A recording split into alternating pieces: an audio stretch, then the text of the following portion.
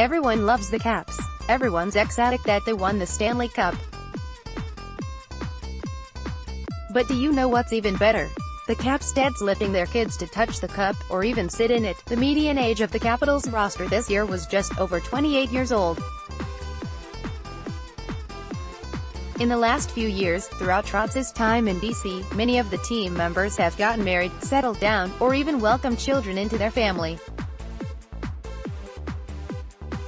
Even for those who either find themselves new to town or who opt to stay focused on their game, many have strong family ties and invited relatives out to Vegas to watch Game 5. The result is a plethora of delightful celebrations with kids, siblings, parents, grandmas, and more. Here's our roundup of some of the best. To start us off, Nicklas Backstrom placed his 1-year-old son Vince inside the bowl of the Stanley Cup.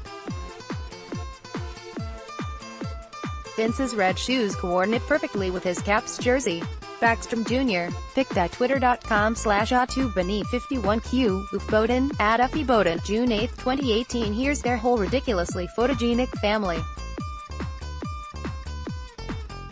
The happy Backstroms picked at twitter.com/Hickorange, Pierre LeBrun, at Pierre LeBrun, June 8, 2018. Meanwhile, John and Gina Carlson, as well as their sons Luca and Rudy, convened for hugs and lifts.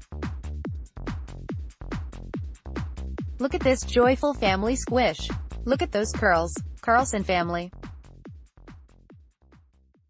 Picked at twitter.com/Arcake6HPC, Ted Starkey, at Ted Starkey, June 8, 2018. John and Luca Carlson picked at twitter.com/Gamsh73GD1, Caps year, at Philip Schittl, June 8, 2018. In the same vein of family ties, TJ Oshie embraced his father before tearfully speaking in an interview about watching his dad struggle through Alzheimer's. Oshie and his dad, Tim. Sometimes a picture really is worth 1,000 words.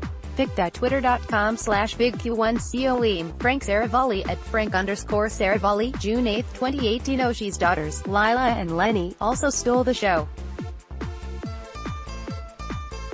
Their hair bow and jersey coordination may be the best street style you see today. Oshie. Try to watch this and not tear up, I dare you. Holtby embraces his family after winning the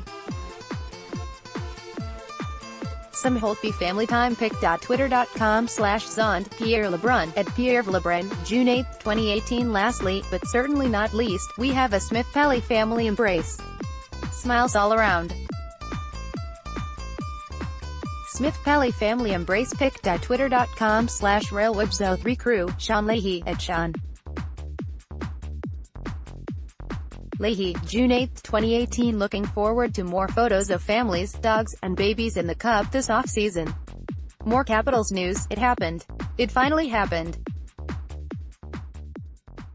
The Washington Capitals are Stanley Cup champions.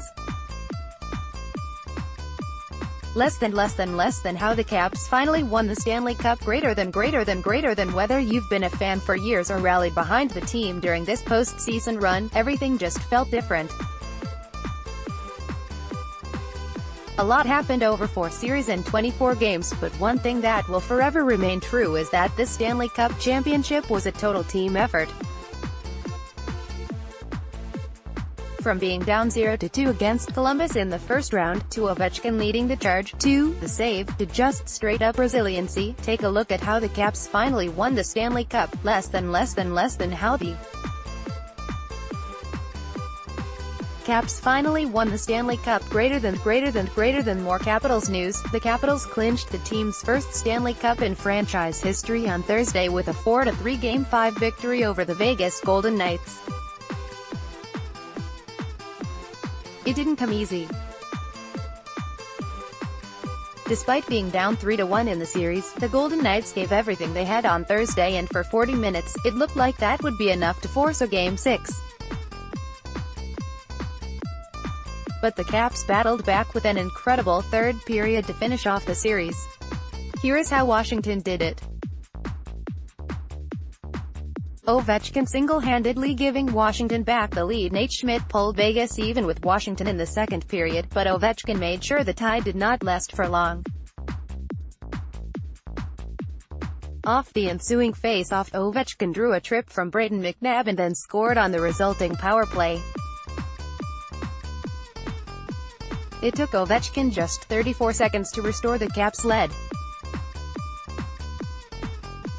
A different third period. Despite Washington taking a 1-0 and 2-1 lead, things did not look good after 40 minutes. The Caps trailed 3-2 heading into the final frame, and Vegas was dictating the pace of the game. The teams were playing back-and-forth hockey as both teams sped up and down the ice, a style that very much favored the Golden Knights.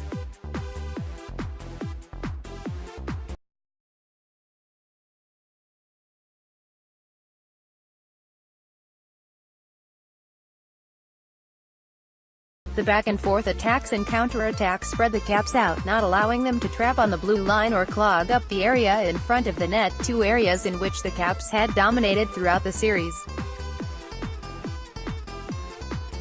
Things changed in the third period.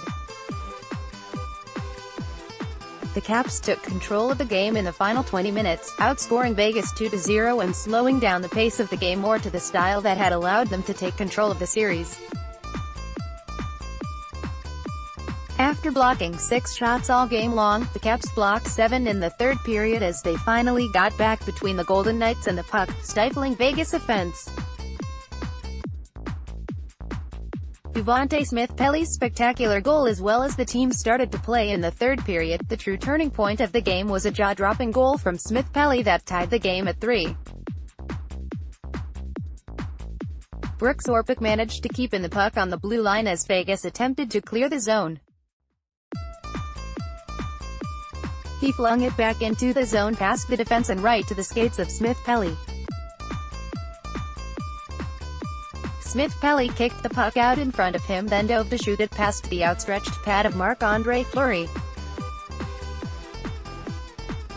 The goal was Smith-Pelly's 7th of the postseason, after scoring 7 in the regular season.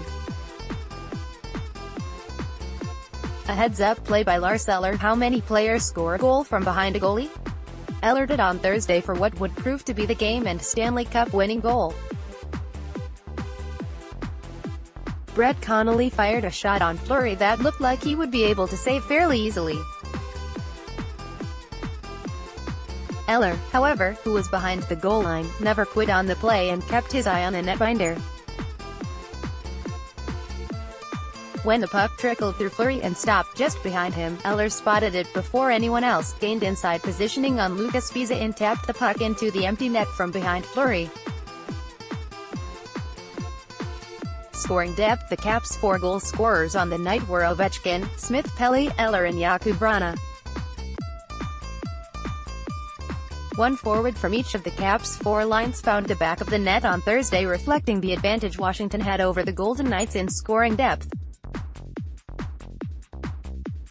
What was lost in Vegas' impressive postseason run was the fact that the Caps' roster was far superior in terms of depth.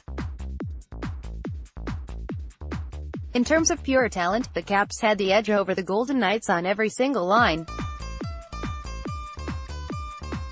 Through 3 rounds, Vegas was able to cobble together a team effort mixed with phenomenal goaltending to mask any deficiencies on the roster.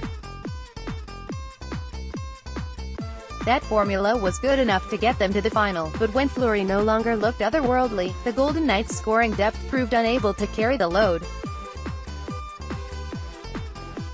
More Capitals news.